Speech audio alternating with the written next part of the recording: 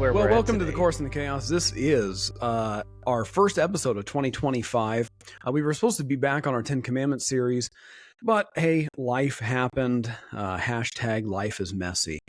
And we just decided it would be fun to get together and do a little bit of a round table. Jack's been running around like crazy. Grayson's been running around like crazy. I've been running around crazy. So we thought, why don't we put an episode together, call it Loose Cannon, something like that, where we literally just talk about whatever we want to talk about. So we've got no outline, no anything. So I'm joined tonight, of course, by Mr. Jack Lee, Mr. Grayson Gilbert.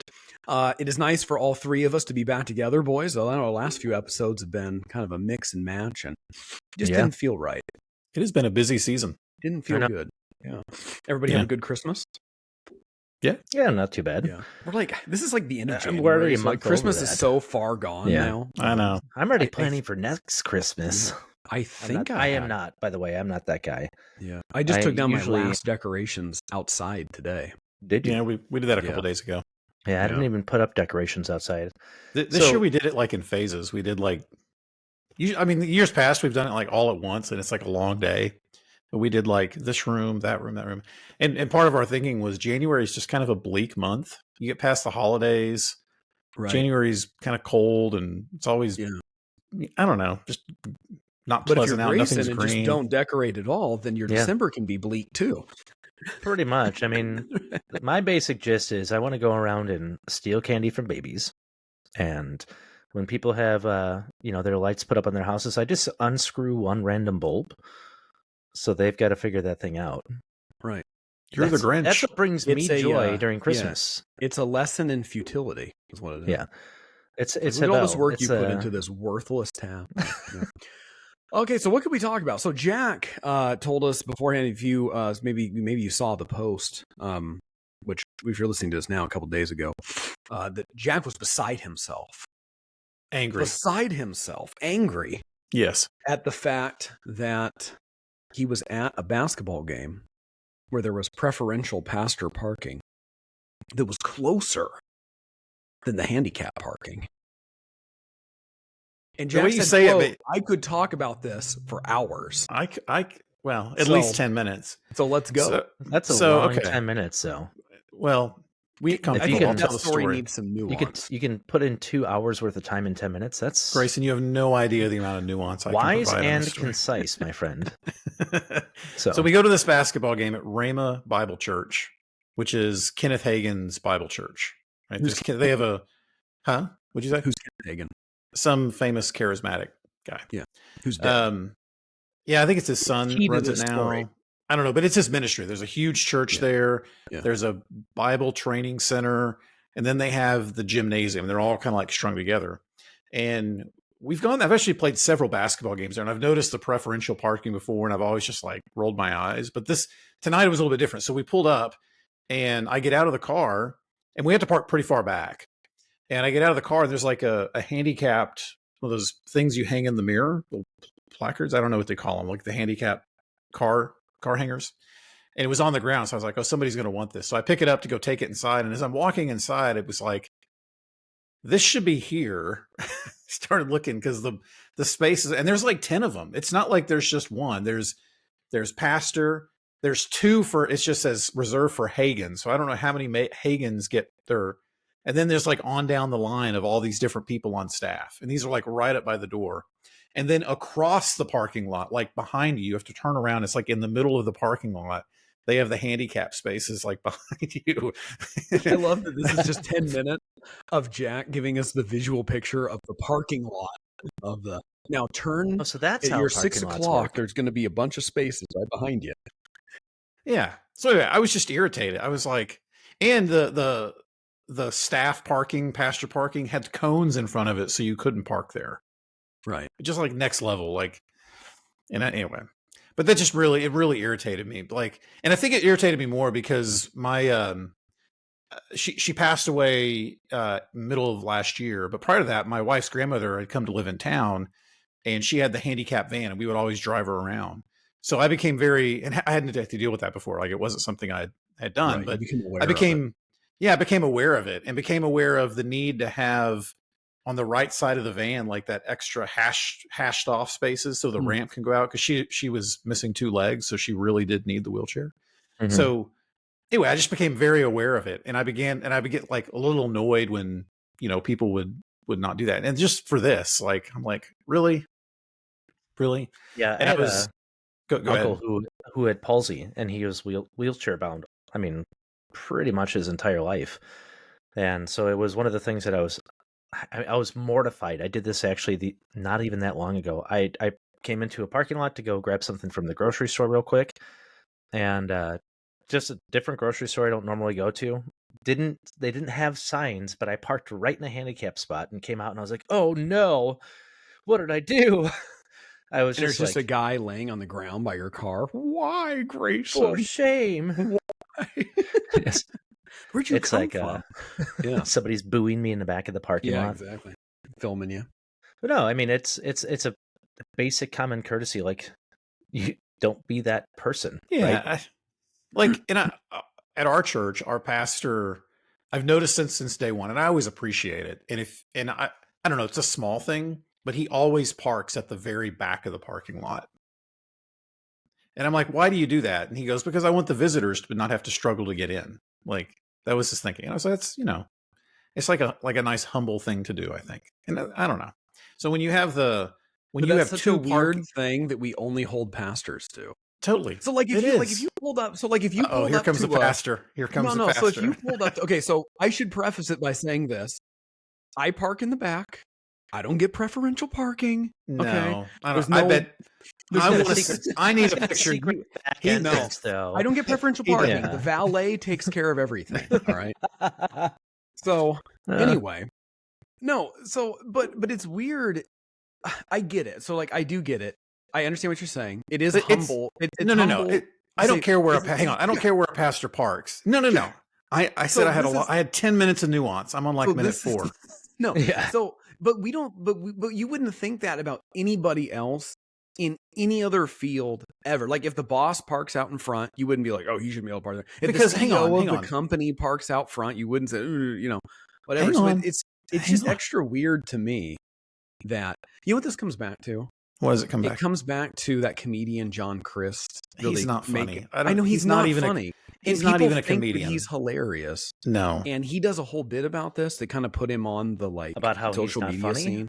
Because that would be extra sensitive appropriate. about it. Yeah. I mean, that'd be a meta joke right there that It I could would. subscribe to. No, but step back. So how many professions are there that regularly put assigned parking spaces, like Step back. designate, like doctors? Like I go to the hospital, there'll be like ER doctor, right?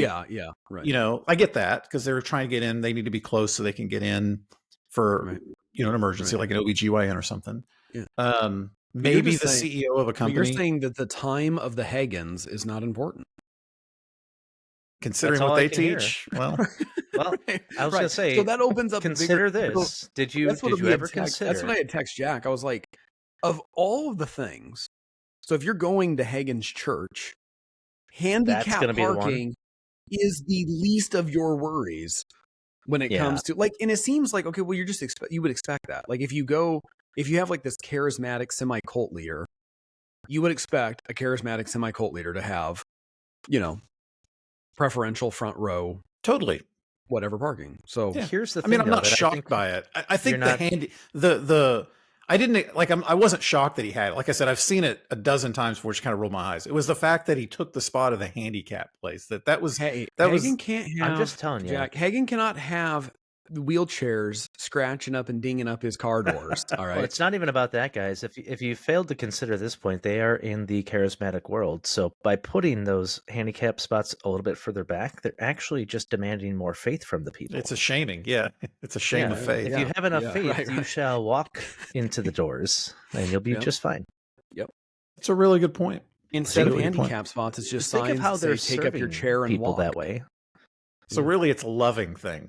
Yeah, Right. they are loving Well, their and that neighbor was to my the nth argument degree. against the fatty cap sticker. So, which Jack deleted my comment, which was not appropriate. Well, No, you win some, you lose some. It does open up a whole conversation though. So It obviously does. your wife's grandmother, you know, paraplegic. Yeah. Obvious. I mean, She weighed that's a no. She like, weighed that's a like no-brainer. 75 pounds, maybe. Right. That's a no-brainer of like, okay, you need to have the space. You need to have the wheelchair ramp space off to the side. Like, that makes sense.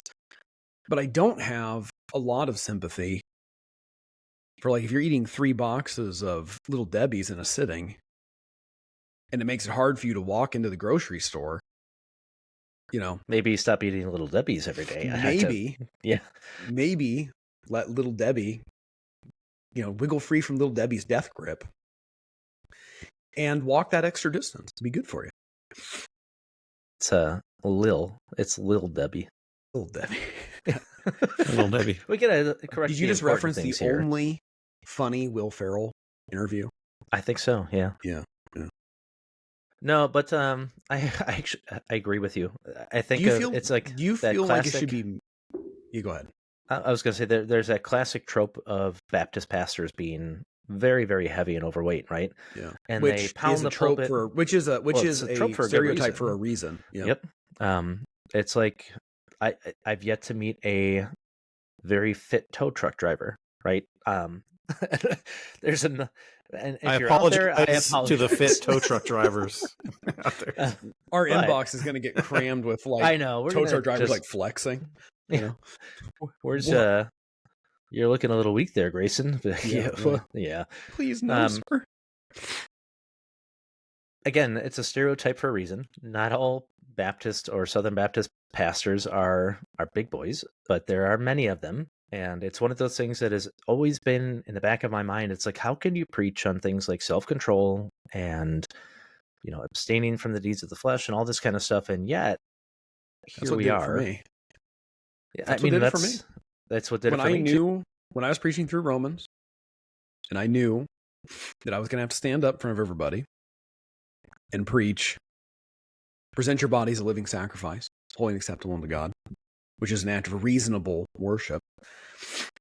And as I'm studying ahead and thinking, okay, I'm going to have to stand up and I'm going to have to either expose that I'm just a fat hypocrite, or I'm going to have to hyper spiritualize this.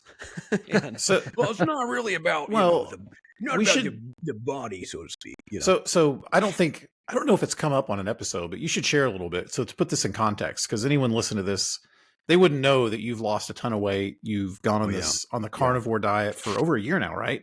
Yeah. You should see. I'm just saying. First rule of carnivore diet: you never talk about carnivore diet. Okay? This is like Fight Club. You just open up another. When people ask you, "Hey, how'd you lose that weight?" You say, "Oh, just eating a lot of protein." And that's it. That's all you got to say. And then they're like, on some cases, you can see that we've discovered a whole new weird rabbit trail of people that also think that carnivore diet is gluttony as well. Yes. By not being gluttonous, you are in fact gluttonous. Yeah. Long story short, or long story semi-short, grew up in a family, very much a food culture family. Everything's around eating, overeating. Everybody's heavy. You're either given to food or alcohol on both sides of my family. That's just kind of the run of it, or both if you're a lucky ducky. And basically the growing up, just really, really heavy since middle school. Well, basically since hitting puberty, and then after that it was just downhill, just really, really overweight. First diet was in middle school. And basically had chronically dieted for like 20 years. And this is all throughout not being a Christian. When I became a Christian, time not pastor, all these different things. So, battled weight all the time, never was really in great shape at all. We'll go through cycles of losing, 30, 40 pounds. And then you celebrate with a piece of cake, and before you know it, you're back into 3 or 4. You're back into your stuff. There was kind of a triangulation of things, and I tried to attack it like every kind of diet, like program things, crash diets, calorie counting, the whole thing. Tried really attacking it from like a spiritual aspect. You see people talking about like, I'm gonna repent of my gluttony and things like that, which you should, but it's not as easy as just saying it, like I repent of my gluttony. Okay, it's gone now forever. It's all taken care of. So kind of a triangulation of things at the mid 2023, I knew, so pushing 300 pounds, I felt terrible, depressed, not sleeping well, just all kinds of physical things, exhausted. Adding to that, not only the physical exhaustion, it was just the emotional exhaustion of like trying and failing, like for years. I mean, this isn't like oh, I messed up one diet, but this is literally 2 decades of trying and failing. When you tell yourself, like, I've got to get fit for my kids, I got to get fit for my wife, I got to do all these different things, and then I got to be fit for my church, and I got to get in better health. And then when you fail, all that does is it just announces in your mind, okay, cupcakes are more important to me than my wife. Donuts are more important to me than my children. What the Lord can have the leftovers of the buffet that I'm eating.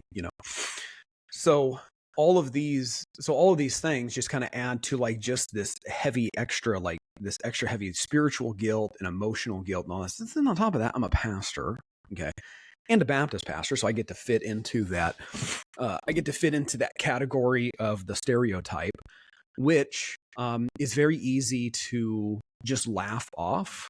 And I think this is something that I've become very aware of, and actually bothers me a lot now, is that the amount of times that I would laugh off being really overweight, just like, Baptists, we love to eat, we love our potlucks, things like that. And I, made memes about it and laughed about it and joked about it. And the school that I went to an IFB college, Independent Fundamental Baptist College. All of the guys on the board, of directors of this sizable college are, at least at the time, were morbidly obese. And I'm not talking like a pack and a little around the waist. We're talking like Michelin Man, but it was just like part of the culture, like, good old Southern boys, everybody's overweight, everybody's all this different kind of thing. So I'm preaching through Romans, been through Romans, going verse by verse for a few years now, and coming up on Romans 12, again, it was just like right after failing another diet, realizing I'm going to have to talk about, presenting your body as a living sacrifice. And it was probably the lowest moment of my life, just putting all those things together, to the point that I was thinking, I'm going to have to get like a weight loss surgery or something. Like I'm literally I'm at my wit's end. I'm going to have to do something drastic here to do it. Even though I know a lot of people that have gotten weight loss surgeries, and the success rate is like 2% out of the people that, at least terrible. I know. I mean, it's because, and it makes sense. It makes sense. You dice your stomach up, you lose the weight, but if the mind doesn't change, then you're just back in it. So I'm like clawing for something, grasping at something. Got to get this weight off. Got to, do this. It's embarrassing, I mean, and when you grow up like in that kind of thing, like as a kid, like all of your formative years are all like shadowed by being overweight and all that. And so that's an extra, that's an extra weighty thing, I guess you could say. So I'm scrambling, thinking, how am I going to get this weight off? What am I doing? I'm looking into like surgeries and the cost. And so then, of course, being on pastor's pay, I'm looking at these surgery costs. I'm like, well, that's not going to work at all. And so I had heard about Carnivore. And then, so this is where I'm probably going to lose somebody. And I'm not, lose people. And I'm not sure. I will say this. I think that there's lots of things that can work for a person. If you stick with it. I mean, if you really lean into it. In fact, flash forward just a couple of months ago, I was buying, because I had to buy a bunch of new clothes. I was at Costco, and they had these like really nice like winter jackets. And this other guy was there as well, and basically about the same height, build as me, and maybe a little bit older. So he's trying them out. So we kind of start talking about like, all this, these jackets are nice and all that stuff. And he's like, yeah. He's like, I had to buy a whole bunch of new clothes because like I lost like 100 pounds. And I was like, oh, really? I was like, that's crazy. I was like, because I need a new jacket. I lost a bunch of weight too. And he's like, oh, so I was like, well, how did you do it? And he goes, vegan, completely plant-based. And I'm like, okay. You guys are two opposite ends of the spectrum. Right. So we're like literally at the opposite ends of the spectrum completely. But it just goes to show. I mean, it just goes to show that lots of things can work, if they do it. So anyway, this carnivore thing, I'm like, well, I haven't tried this. This is on the list of things I haven't done. So I talked to my wife about it, who is not thrilled at the time. Being a cardiac nurse, she hears red meat, fat, fat, bunch of, it's like heavy fat. Right, yep. Right. So anyway, she says, well, give it a shot. Give it a shot. Because I mean, at this point, it's okay, well, I can just keep, either you just keep eating fatter or you keep fighting and you do something, about it. So, day after Christmas 2023 started. And now it's been just a little over a year. And I've lost about 75 pounds and just love it. Easiest thing I've ever done. Easiest thing I've ever done, ever. But I do think that it is not just to the diet. It is to a lot of things that all kind of came up at once. Because another thing, studying not only the Romans section, but in reading in Job 15, there's this part in Job 15 where Eliphaz is, he's kind of pointing the finger at Job, and he's talking about the wicked man, and he begins describing the wicked man. And the wicked man's got all these, he's got all different kinds of things going on. But some of the ways that he describes the wicked man are that the wicked man is fat in the face, that he kills himself with his own prosperity, and that he, in all of his days, he goes about in misery, that he's prosperous, but he's miserable, and his own prosperity is making him miserable. And that he, let's see, what's that other thing? That he goes about the day, and even though he's full, he's always thinking about bread. And I'm like, oh, okay, so if you were to rip these verses out, that could describe me. And this is the person that he's calling the wicked man, So that really, that wrecked me. That wrecked me pretty good. So I think all of those kind of things together, just a lot of kind of the affirmation, like just kind of the daily affirmation aspects of like, okay, my church deserves a healthy pastor. My wife deserves a healthy husband. My kids deserve a healthy dad. Repeating those things and focusing in on those things, I found to be really, really helpful. And then I also found that self-control in that area, self-control breeds self-control, And so I feel like in all of this, like my weight dropping and things like that, my temperament has evened out. Not that it was ever like, I wasn't like, like punching holes in drywall or anything like that. And that could just be, from feeling better and things like that. But anyway, I'll say this. If you are a chubby McChubberson and you're listening to this, lose the weight. It's worth it. Like, keep fighting, and you will, like right now. Okay.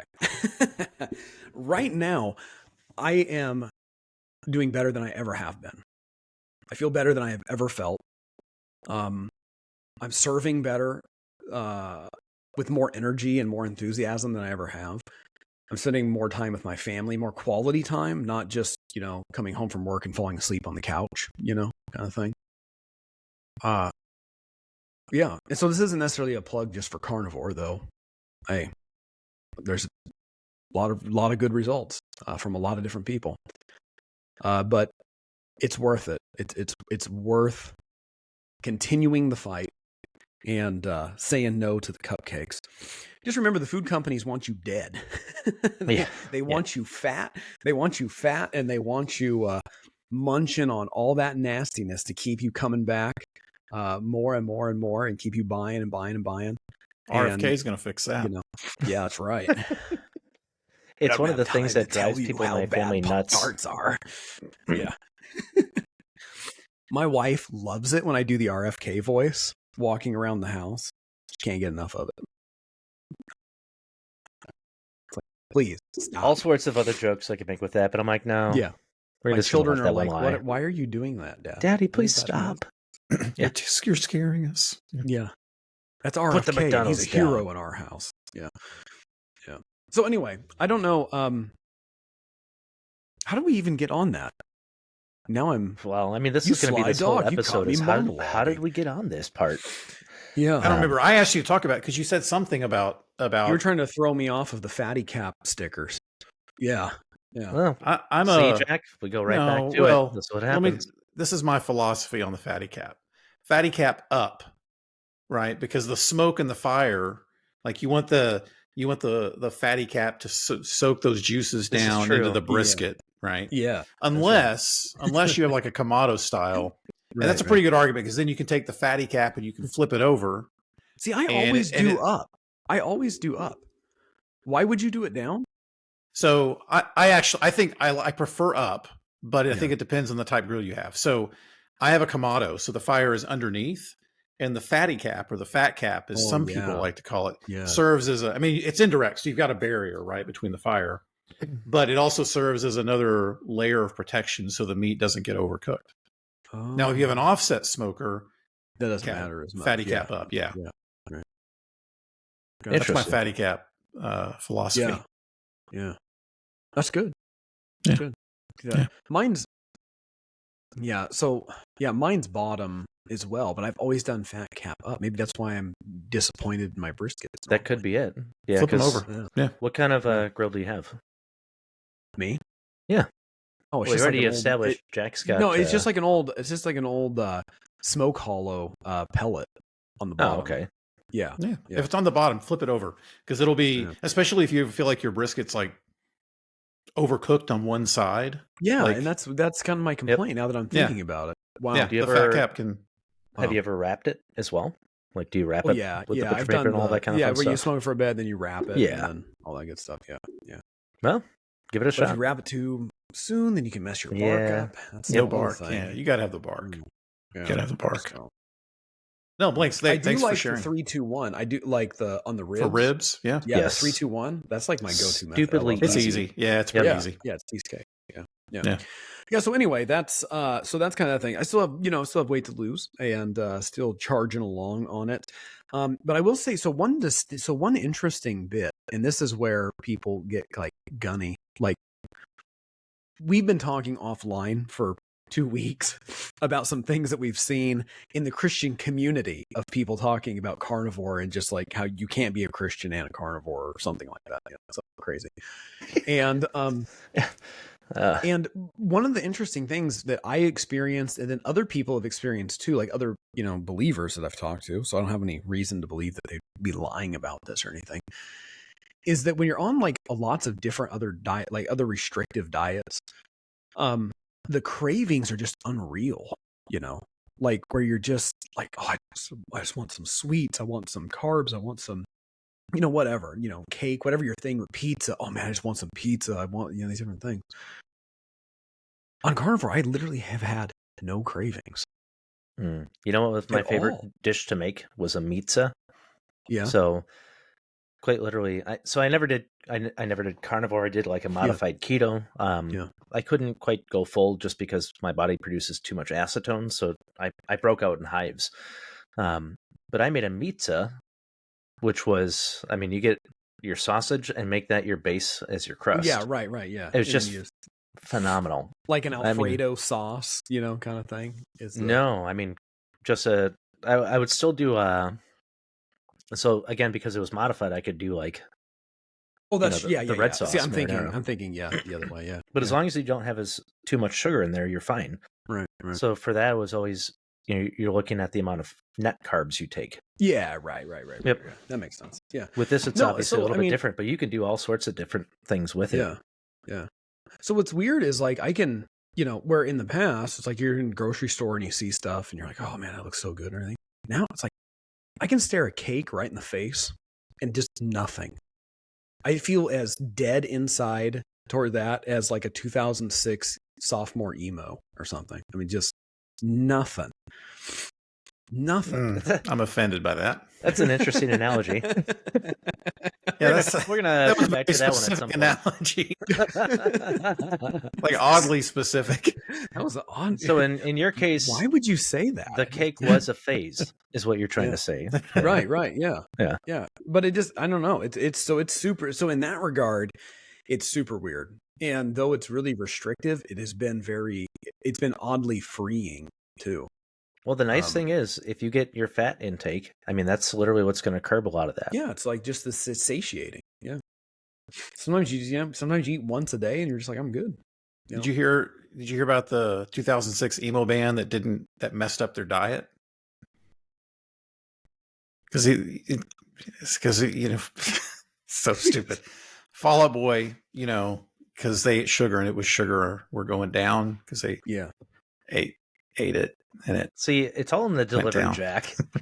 It's all in the delivery. Yeah. I'm going to edit you have to give those jokes without any shame whatsoever. Yeah. And then it would be actually, you get a couple people that be like, huh.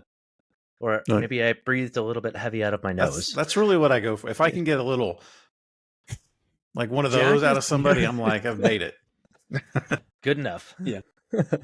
Hey, Jack is still funnier than Nathan Bartwitz, though. So,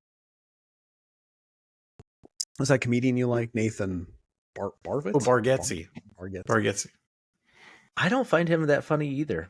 There's a couple of other friends that they really enjoy him, and I've tried. I watched one of his specials. I gave it the good college effort, and I was just like, not funny. I think he's funny. I know everything he says. This is funny, but this is one of those things that Grayson kind of likes being like the lone wolf, though. That's true. He likes to be on the outside. I'm the funny man. He listens to guys like John Christ. He's just all over it. Actually, I would watch Nate Bargatze 100 times before I watched John Christ. One time, I don't know if you remember that. One time we posted that. I don't remember which one of us did it. It was like a year or two ago. We posted something like, "This is your yearly reminder," or whatever it was, that John Christ is not funny. And people got so mad. Right. Sorry, guys. It's so humor true, is objective. If God is the fountainhead of all that is good, then humor is objective, and objectively speaking, John Christ is not funny. Yeah. So objectively, this is a matter of truth. Yeah. So either you have an improper worldview. Yeah. Keep going. Yeah, I'm with you. Yeah. The irony is he's probably listens to this. I mean, no, he doesn't. But no, he doesn't. No. But if he did, no. But imagine if he did. That was a whole wild we're thing too to high me too. fruit for the likes of John Christ. Yeah. The when all that stuff came out about his I'll call them escapades. Oh, and it's like the classic evangelical way of stepping away for a while, and then he came back and it's like nothing ever happened. Isn't that weird? I'm still waiting for it to happen with a guy. I don't know if it'll happen, but I'm still waiting for it to happen with like Lawson or comes back, they'll step away for a while. Yeah. Well, he's obviously not in any kind of spotlight right now, but it's not like he could if he wanted to. It's weird. That whole thing has just been radio silent, hasn't it? I know. It's been absolutely nothing. It's because, and if I understand this correctly, someone could chime in. I may be wrong, right? But I'm rather sure because he's not a formal member of a church. There's no formal oversight, right? He was a hired gun at Trinity, whatever church in Dallas, and they were like, "You're out." But he wasn't subjected to any session or any type of pastoral body. Like he just. Well, so he's Baptist anyways, and so there would be that aspect to it, which we can get into that today. Today's an open book. Jack's like, Presbyterian polity. This is the loose cannon. Yeah. I actually do think it's one of the weaknesses of Baptist polity. At the same time, though. No. It's, you're doing the self-flailing thing to win the win over the Presbyterians. Wait. Great. Say it real slow. I want to hear this. You're interrupting me, Jack. This is that Dexter's Laboratory meme. Weaknesses of Baptist polity, but I also think it can function as a strength. So when you have a denomination that see, I'm pulling the classic job interview from thing. Jack. If you notice, my greatest weakness is also my strength. My greatest strength. Higher. Yeah, exactly. Yeah. As a Baptist polity, what would be your greatest weakness? The weakness obviously is inherent to it. You get situations like this that come up all the time, so there's never really that top-down aspect of it. At the same time, when you get a denomination, so this is a difference between a denomination and a convention. So like SBC's convention all day long. Many Baptist churches are conventions, not denominations, because they believe in local church autonomy. What that means when you have a denomination or convention going sideways, you have the absolute full freedom to just basically tell them to shove it. And you can continue operating just as you have been. Again, inherent to that is a weakness. If you've got a bad church, if you've got a good church with godly men that are elders. See, that's where he's clapping. Round of applause for the good church. Yeah. The local church. See? But if you have godly, Jack's like, dang it, I messed up the timing. See, it's all in the delivery, Jack. All in the delivery. But if you have a good, solid church, they're not going to be making those same improper judgment calls. The protection, I would say, on the other hand, comes in a case like this, where no matter what, and this is where I think that they screwed up as a church. And about Trinity in Dallas. I think they should have just put them under church discipline no matter what. It doesn't matter if you're a member of the church or whatever. And that's why maybe they did. Like I'm not. That's why I say I could be wrong. I don't think they did. Think they did, but maybe their they did. Basic statement was, he's not technically a member here, so therefore we can't bring him under church discipline. I was like, I don't. I'm pretty sure that you can. That's weird. I wonder if they gave him preferential parking. I mean, maybe. That's where it all started. Yep. That was the beginning of the end. It starts going to your two spaces for Stephen Lawson. Like, I'm special. Did I mention that Hagen had two spaces next to each other? You did. Yeah. He could double park. He could pull on the line and double park. And people are like, "Oh, well, wow." Yeah. Maybe he does that. He just kind of pulls in, kind of just like cattywampus sideways. Like, here's the question. This is why, guys. So, say he pulls up. Does he have to get out and move his own cones? Because that seems more inconvenient than just parking. I bet you he's got guys that come out. When he's coming in, that guys will they'll wait for him. So, what I was mentioning before we even started recording is that if you go to like Grace Community Church down in LA, those guys have designated parking spots. They don't take over the handicap spots, I can tell you that much. But they have designated parking spots. But it's quite literally because there are thousands of people that go there. Yeah, and so. Yeah. Well, imagine pulling up to go preach at your church, and now you can't find a parking spot because it's LA. Yeah, it's like maybe we should fix this. So, but they had guys that would work on security detail, and it's part of it was just because of all the crazy stuff that happened, regardless. Right. But they would move his cones, and so when MacArthur would pull up, they moved cones for him. I imagine that would be similar in this case, where obviously it's a very different church and. All that aside, but I imagine they probably have somebody that's your designated cone guy, if you will. Yeah. I'm part of the cone ministry. Yeah. That'd be a great shirt. We're gonna have to let you go. Actually, I'm sorry. Yeah. You didn't cone correctly. Mr. Hagee wanted to park in both spaces today, and you only moved one cone. Hagen, not Hagee. Oh, Hagen. Well, same difference. They're both heretics. Right. I was gonna say also probably. Yeah. All things considered. Are you sure it wasn't Hagen and Hagee next to each other, and it was like a friend? I can double check. I'm pretty sure it was Hagen.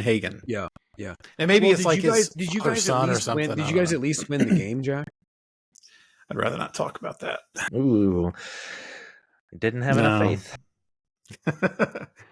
No, the other. So you tell your kid right after that. We did play a Christian academy, and they had one kid. He was like a foot taller than everyone else, and 10 years older. How old's your son for the basketball game? It's like an 8th grade basketball team. Yeah, so that's when you've got the kid who's like 20, right? Yeah. Is this sure he's church able to play? He's like, playing? Yes. Or you were just using the facility? We were using the facilities. Oh.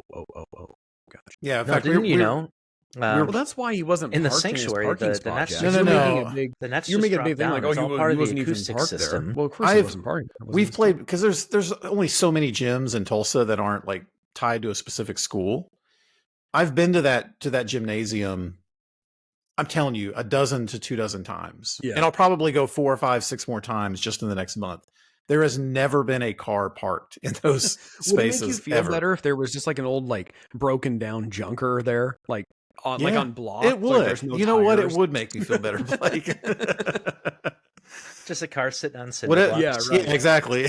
Yeah. It's the car that Hagen looks out of his office window and he's like, "Yeah, I got to get to that," and he just says that perpetually, and he never fixes it. Yeah. Right. Yeah. Well, that's we all have our crosses to bear, Jack, and that's one that you have, I guess. Every time he goes, you got to fight his the good blood's gonna fight for the handicapped folks to walk the extra 10 feet. Next time I go, I may move the cone and park my own car there, and then put the cone back behind it. Would that be sinful? You'll probably get That's towed. probably a sinful. That might. I would expect behind that. That's not. It's more of the attitude behind it. That's what I'm saying. The heart is probably not ideal there, but yeah. Would Elijah have parked in the prophets of Baal's parking spots? Probably. I bet he would. Not Jehu's. He drives like a madman. Yeah. See, we should get on writing that daily devotional. This is the kind of thoughts that we could put in there.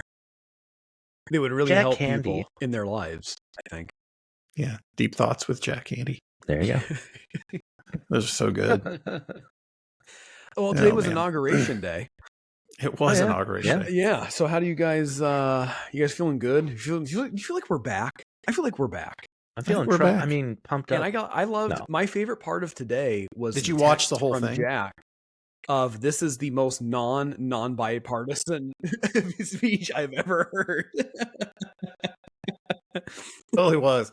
It was so. I was just sitting there watching it, like everything. It was just like, and my favorite thing was to like watch Trump and then like drift to the right and see what like Biden and Kamala, like just the look on their faces. And sometimes they would be like, and other times everyone in the room would stand up and cheer, and they would just be sitting there looking. Yeah, right. Like, can you imagine? I was talking to my son about this. Imagine like how hard and like awful that would be for Kamala Harris. Like, oh, man, so bad. I'm so glad she lost, right? But right. But just to be that person, like I have to go sit through this, and then especially against someone who wins as graciously as Trump does. Yeah. They're losers. They're all losers, and oh man. Oh man. It was a lot of fun. Kids, we can't all be winners. Yeah, right. You're not a winner, Kamala. Yeah, just Kamala, the biggest loser, like China. I'm excited. I mean, Gulf of America. Anybody planning their vacations to the Gulf of America? Because I am. It got me. Why is it called the Gulf of? I've like never thought about that. Right. It's not a thing I've like ever thought about. And who named it? You know what I mean? Like who? I'm like, I thought about that. I was like, I need to go to Wikipedia and look this up because I have no idea. Like who was the person? Like this should be Gulf of Mexico. What's that? You haven't looked it up yet. No. I like made a mental note. Like I want to go. Yeah. I'm curious now. Like how did this even get named this way? Yeah. So that was big. Yeah, the Gulf of America. Apparently, we're taking back the Panama Canal, which is interesting as well. Yeah. Greenland's on an interesting point. So on a more serious note, not that the Gulf of America is not serious because it is, but you made a point about the, and I'm not like super into like the political world. So one taboo subject being religion is good enough for me. But you made a mention about the terrorist group thing. Oh, the cartel. Yeah, like so the implications of that or something. Yeah, so I don't think in my comment in the little so my comment in the little text group was this because he basically said he's going to name the Mexican cartels as formally name them as terrorist organizations.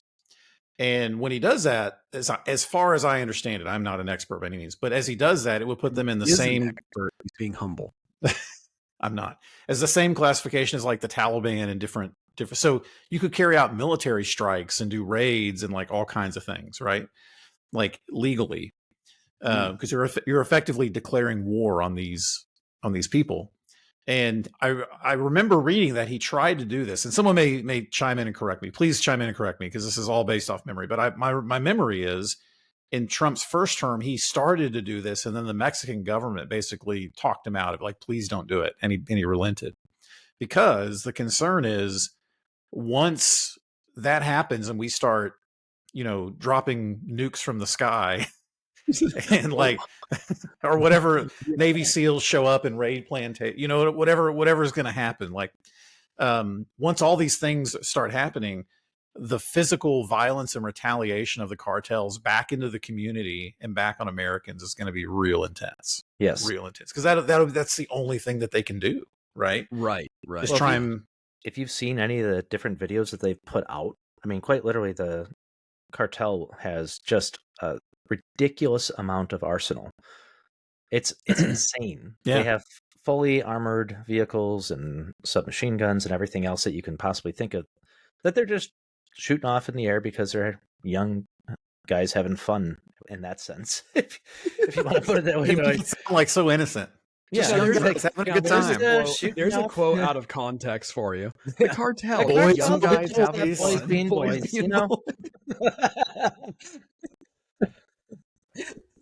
Yo, those wild and crazy boys.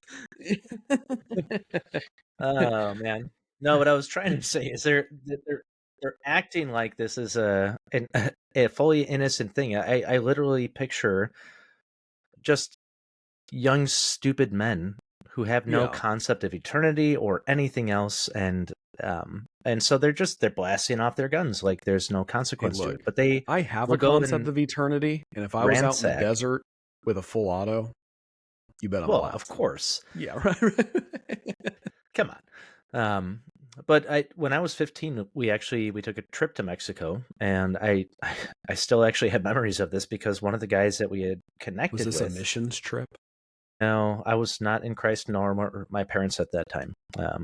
So we connected with a guy who was in the cartel. He was in the music industry, but he was part of the cartel as well. Like, you intentionally sought him out, or you like ran into him? You just kind of like. We were swimming at the beach, and he invited us to a nice restaurant to where he dropped like $3,000-$4,000 feeding us at night. It was ridiculous. How have I never heard this story? I don't know. It doesn't come up often. There's weird things like this in my life where I don't think about it all that often. But this jogs that memory. He was the nicest guy that I could possibly think of in the world. But then there came points where he was talking. I could hear him talking with my dad about things, because my dad was that naturally curious guy who was just always asking those questions that you probably shouldn't ask. So are you in the cartel? Yeah. But it was just nonchalant conversation about how they just killed an entire family basically recently. And it was that moment that, obviously you can see there's this sobriety that took on my dad's face, of course, because he's like, wait a minute. He was a pretty rough and tumble guy, my dad himself, but it's not like he was ever in the cartel. So any of those things that came up, I don't have a category for it. It's still wild in my mind that we actually sat down and had a meal with a guy that worked. What are you thinking as a kid when you're hearing this, though? Well, I'm 15. I had no concept. Like, when are the churros getting here? Yeah. I'm like, why does it cost $15 for an iced tea? They don't have clean water, son. That's why. Oh. Grayson, shut up. Yeah. No, I was being wooed, if you will, by his sister, who was like 25. Again, another just weird thing that, it was a whole weird situation that thankfully the Lord was kind. No stupid stuff, but that whole thing.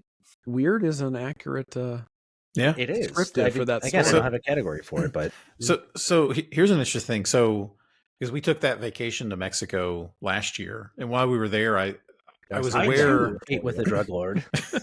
He mentioned this guy named Grayson. He had he had churros with back 20 years ago. Right.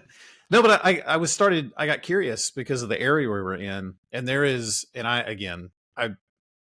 is like my expertise is like the extent of Googling for 10 minutes, but there's a cartel down there called Jalisco, which is a state, and it's one of the bigger ones. And that was a pretty close area to where we were from. So I was like, well, how did this get started? I started reading about it. Really interesting. So what the cartels are doing now, and this is why I say this would just be an interesting thing to follow from afar, because I am against the cartels. Like the stuff they do is horrible. Clearly, Yeah. I mean, just You I don't know. gotta- It's Weird that you have to clarify that. Wait a minute. well, after Grayson's befriend them, you know, and Right. Well, what was the? If you're in the was it cartel, MS leave a comment in the comment MS-13? section for Do you us. remember that whole thing with Russell Moore and all those guys with MS-13? They're like, they're made in the image of God too, guys. It's like they're an incredibly violent game that needs to be just put down. yes. So We don't need to qualify. It's okay. yeah. Anyway, but I started reading about it. What's fascinating is this cartel, and I guess several others, but specifically this one, they have like a marketing department or something, because what they're trying to do is make themselves appeal to the general public. So they'll have like they'll throw parade, like almost like a Robin Hood type thing. Like they'll throw parades and invite people and give people food and fresh water in all the towns that they operate. And they've developed, like they've become popular to the point where it is difficult for the government to even push back against them because the people appreciate what they do so much. Right. It's just a crazy situation. Well, right? You think about the power of something like that. Where are you? You know, when all these things are needed, well, who comes in to save the day? Just cartel or the government. Yeah, right. Yep. And look the other way while we're doing all this nefarious stuff. Don't worry about that. But yeah, just crazy. So all that to say, if we start dropping bombs out of the sky and you know, because I have every reason to believe we know where all of them are at all times. Like I just, you know what I mean? Like I'd be surprised if as the U.S. government and the surveillance, like they're out in public, like, you know, they're helping people and giving away food and water and then killing people in this town. Like we know where they are. Like they're not like hiding. They're hiding in plain sight type thing, right? They're not even hiding. It was like, who was it? Pablo Escobar, right? Big mansions, like building. Massive. Yeah, there's no question about it. So anyway, it'll just be an interesting dynamic to watch between the U.S. and Mexico if Trump starts doing that stuff. That was the extent of my comment. Yeah. It makes you wonder about the retaliation about people that are living. Because, like, remember a few years ago, there was that big news thing about those Mormon polygamists that live down there. And it was like that whole big thing. And then they had like some kind of a run-in with, I guess it was the cartel. And it was like this big to-do or whatever. So, I mean, there's people that are like Westerners that live in Mexico. Oh, a lot. So I wonder. So it seems like that would be a pretty not an easy target, but a readily. Well, you know. And what I was told from talking to people when we were there is generally, at least in the area we were at, which was in the Port of Art area, generally speaking, they're okay with it because it brings so much money in. And they don't. The cartel doesn't want to mess with Americans because it brings money in, and they're able to use that money. You know, because they have.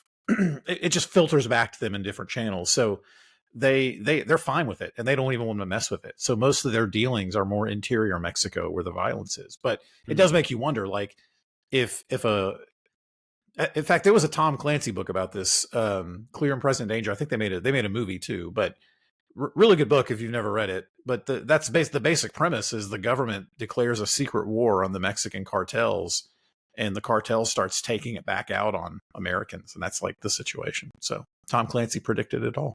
He knew. There you go. So you can just read that book and tell you everything's going to happen. It's like Michael Crichton with Jurassic Park. We just know what's going to happen there. We know it's going to happen. Yeah. It's there already. Yeah. Huh. Let's see what else. The Gulf of Mexico, Gulf of America. Gulf America. Big news. The terrorists big getting nuked, according to Jack. So be watching for that. Yeah. You're like, I went to the most extreme scenario. Yeah, right. The Panama Canal thing, which is that'll be interesting to see how that goes. And then what else? What's the other? Are we taking over Canada? Are they going to be the 51st state? There were people, I don't know if you saw pictures, there were people outside wearing Make Canada Great Again sweatshirts.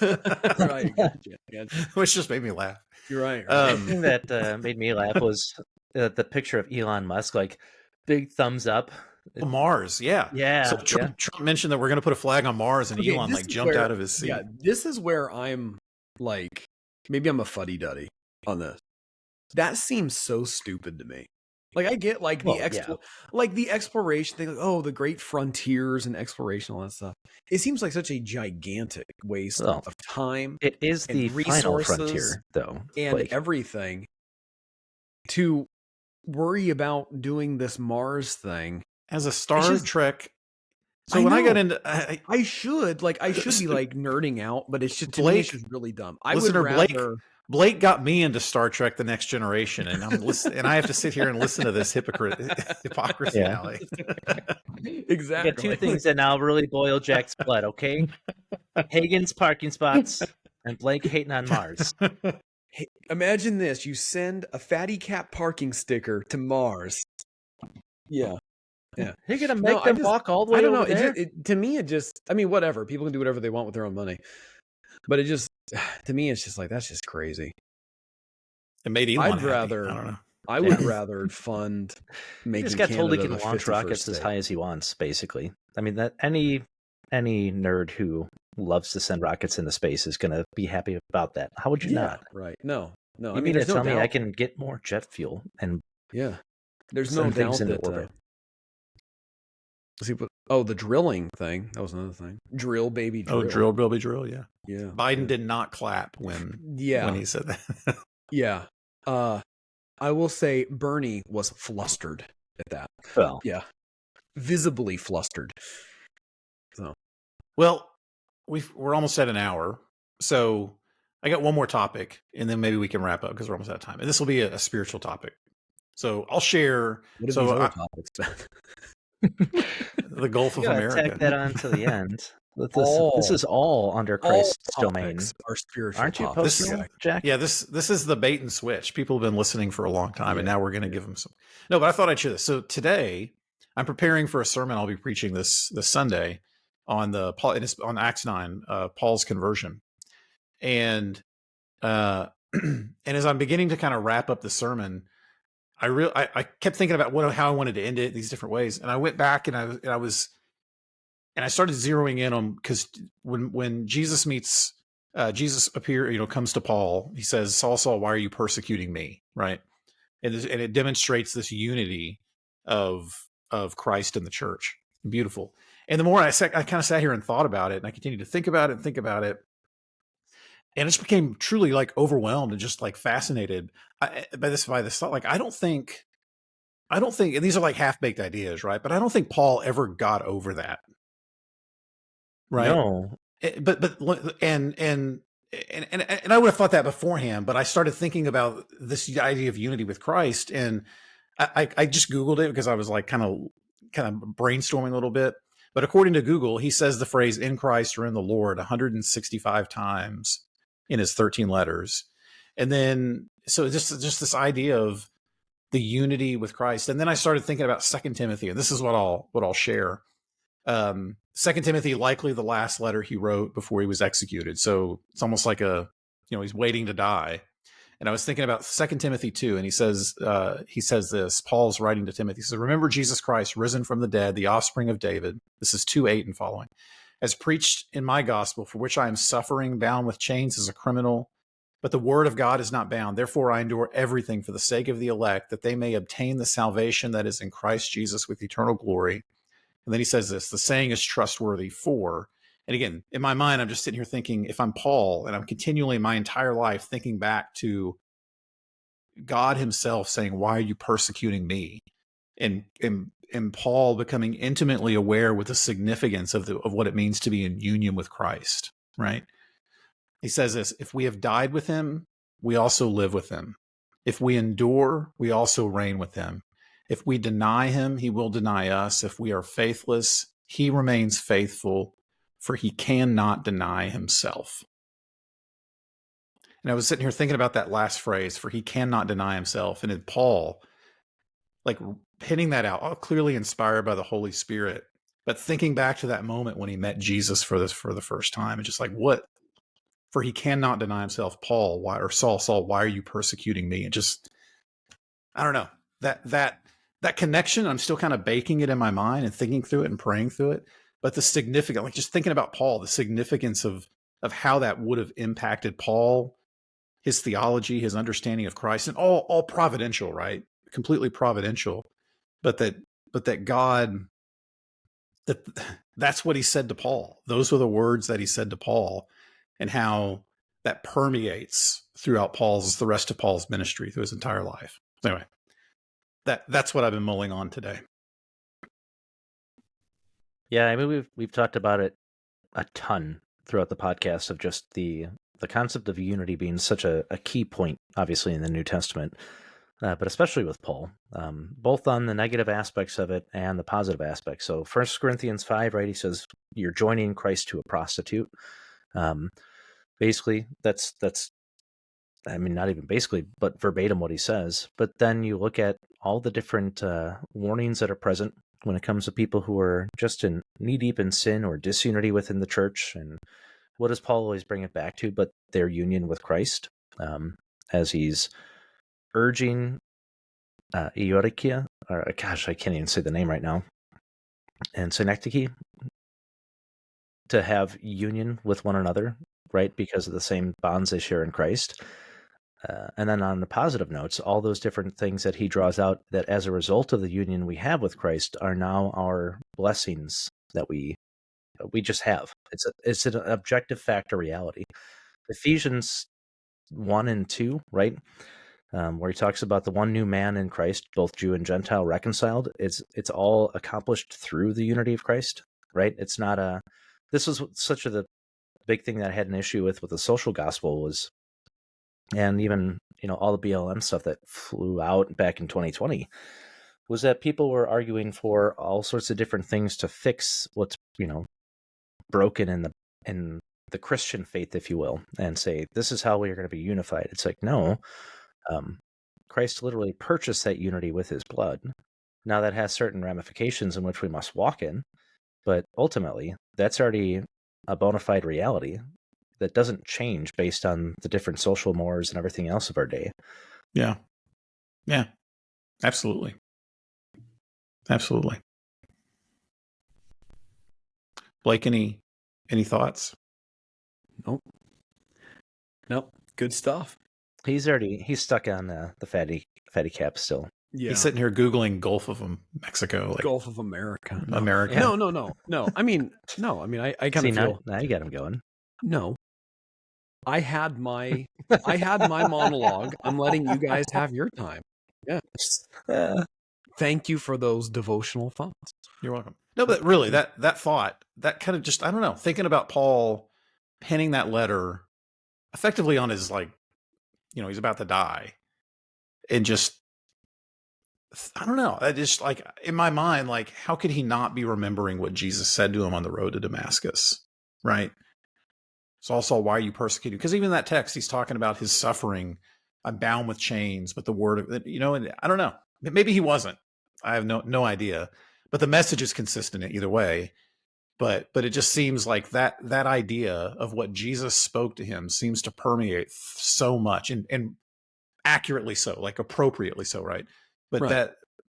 That's how God drew it out of Paul, using the person to draw out the inspired word of God. I don't know. It's an interesting thing for me to think about. It'll be something I'll continue to think and pray about, and just kind of watch as I'm reading scripture. Continually, right? Kind of put it in the back of my mind as something to see. But and it's it's probably one of those things that once you see that, and you have different things in your life, that different things you're going through, circumstances, different things that you read in scripture, how they kind of color your your daily reading, Yeah. Think about when you finally settled down with the doctrines of grace.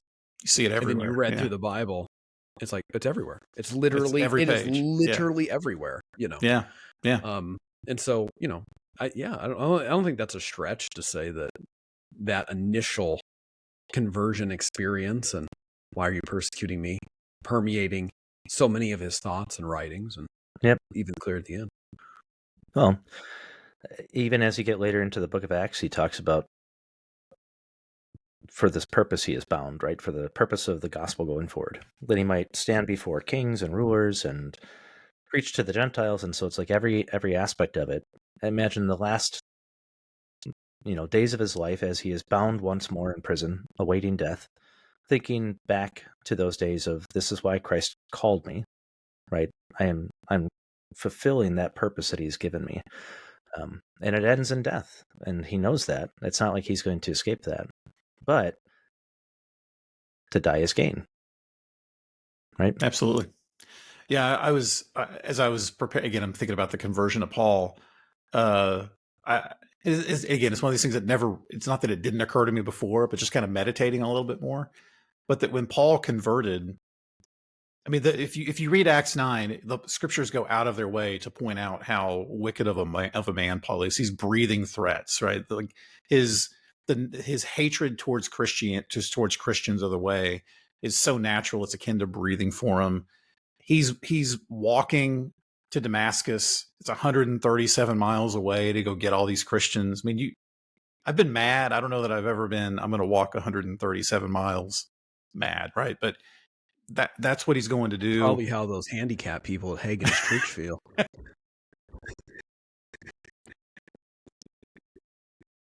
See, Jack, all in the timing, baby.